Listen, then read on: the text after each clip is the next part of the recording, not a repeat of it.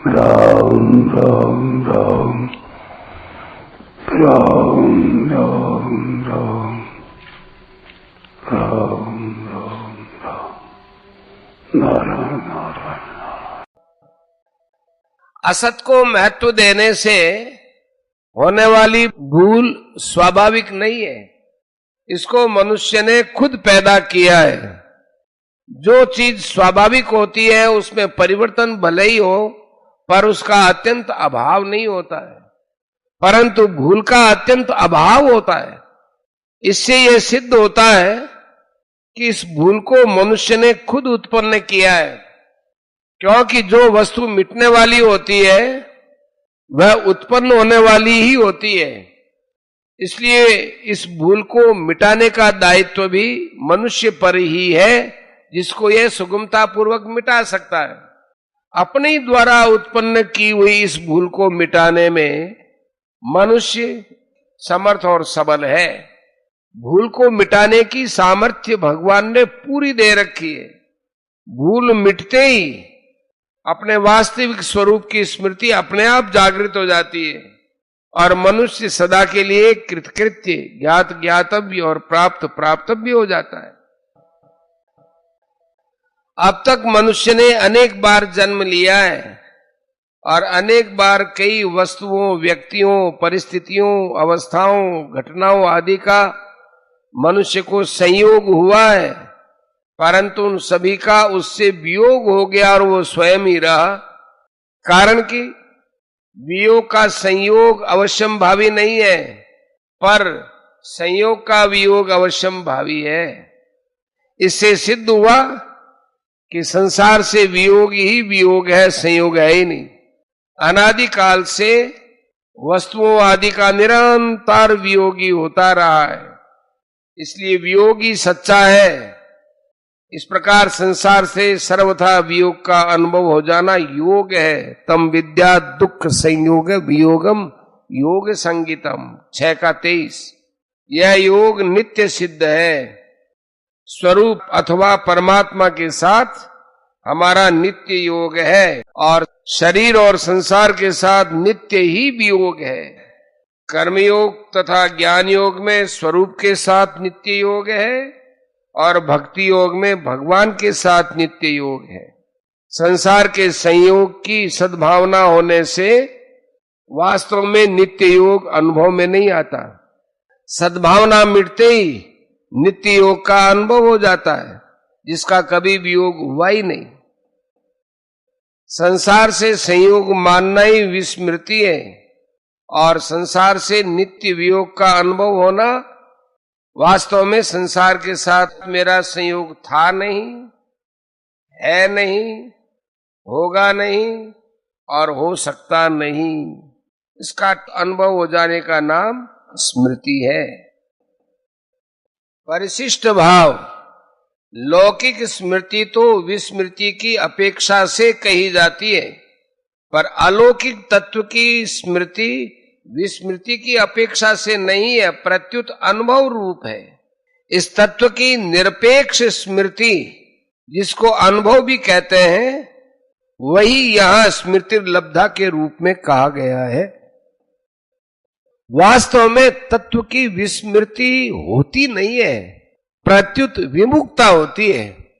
तात्पर्य है कि पहले ज्ञान था, फिर उसकी विस्मृति हो गई। इस तरह तत्व की विस्मृति नहीं होती। ज्ञान होने पर कोई नयापन नहीं दिखता।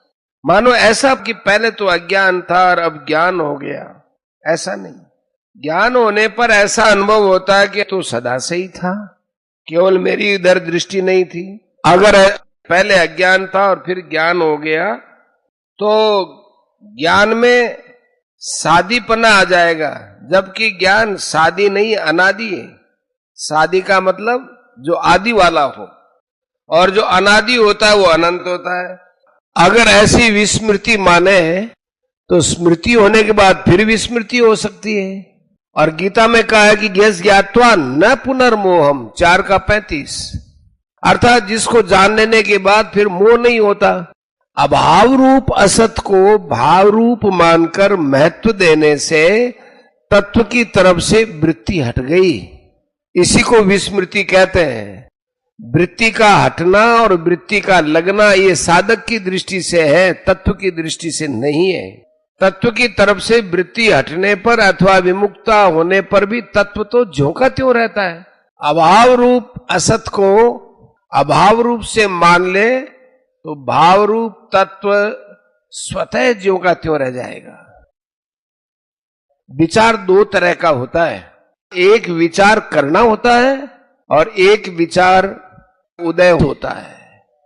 जो विचार किया जाता है उसमें तो क्रिया है, परंतु जो विचार स्वतः उदय होता है उसमें क्रिया नहीं है।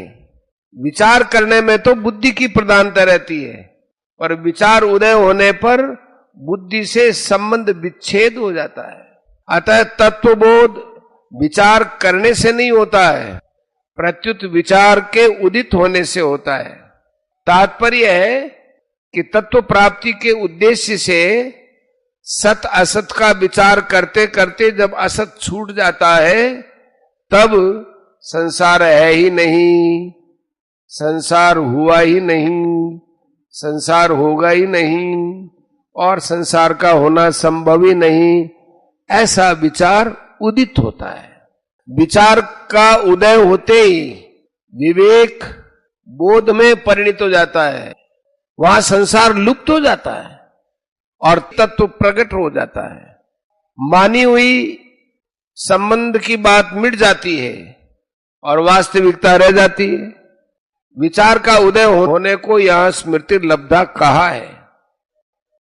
अपरा प्रकृति भगवान की है, परंतु हमने गलती की है कि अपरा के साथ हमने अपना संबंध जोड़ लिया और उसको हमने अपने लिए भी मान लिया। यह संबंध हमने जोड़ा है और इसको छोड़ने की जिम्मेदारी भी हमारे पर ही है। अपरा के साथ संबंध मानने से ही भगवान के नित्य संबंध की विस्मृति हुई है और हम बंधन में पड़े हैं। इसलिए अपरा के संबंध विच्छेद से ही हमारा कल्याण होगा। अपरा से संबंध विच्छेद करने के लिए शरीर मेरा और मेरे लिए नहीं है, यह विवेक को महत्व देना है। विवेक को महत्व देने से अपरा मेरी और मेरे लिए है ही नहीं, यह स्मृति प्राप्त हो जाती है।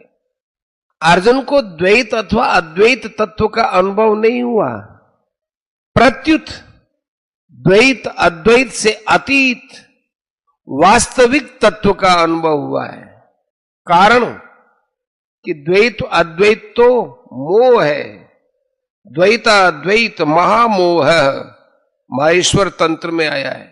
अहो माया महामोह द्वैताद्वैत विकल्पना, अवधूत गीता में।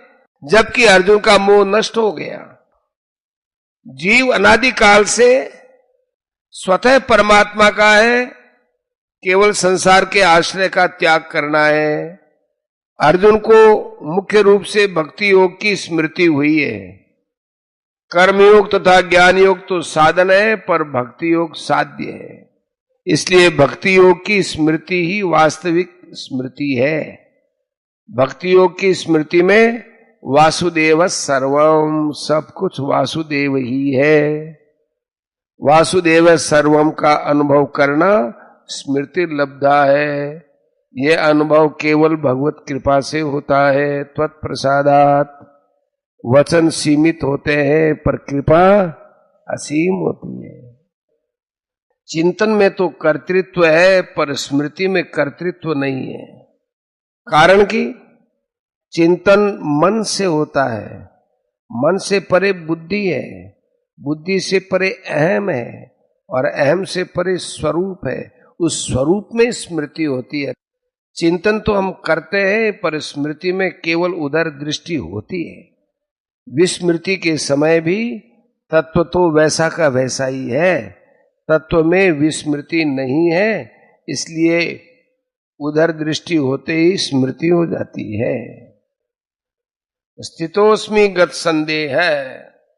पहले क्षात्र धर्म की दृष्टि से युद्ध करना ठीक दिखता था, फिर गुरुजनों के सामने आने से युद्ध करना पाप दिखने लगा। परंतु स्मृति प्राप्त होते ही सब उलझने मिट गई। मैं क्या करूं, युद्ध करूं कि नहीं करूं, ये संदेह, संशय, शंका कुछ नहीं रही। मेरे लिए अब कुछ करना बाकी नहीं रहा, प्रत्युत केवल आपकी आज्ञा का पालन करना बाकी रहा। करिष्ये वचनम तव, ये शरणागति है।